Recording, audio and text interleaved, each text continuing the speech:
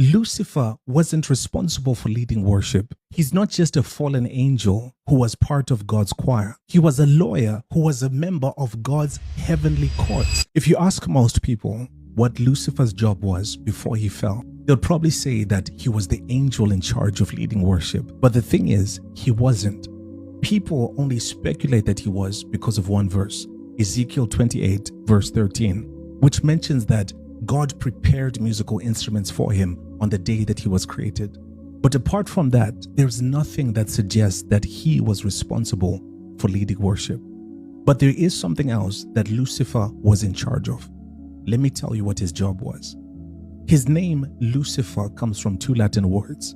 The words lux, meaning light, and fere, meaning to bring. And when you put these two words together, it means light bringer. So according to the meaning of his name, he was supposed to bring light. Or to be more specific, he was supposed to bring things to light. But the question is, what kind of things? Now, when you read the Bible, you'll notice that every time this character appears, he's almost always doing the same thing. In Genesis, he tempted Adam and Eve.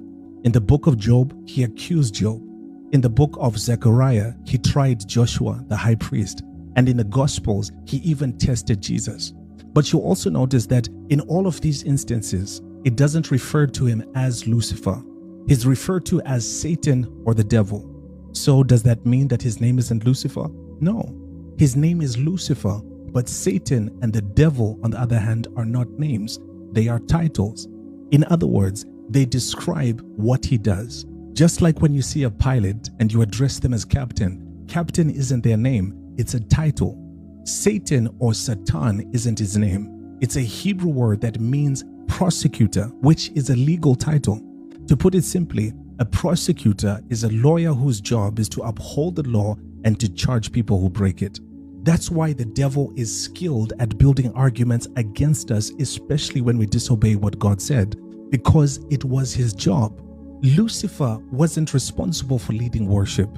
He's not just a fallen angel who was part of God's choir. He was a lawyer who was a member of God's heavenly courts. And not just any lawyer, he was heaven's chief prosecutor. That's why he was held to such high standards. Ezekiel 28 verse 12 says he was the signet of perfection, full of wisdom and perfect in beauty. And verse 15 mentions that he was blameless when he was created. Why? Because his job demanded that he be beyond reproach.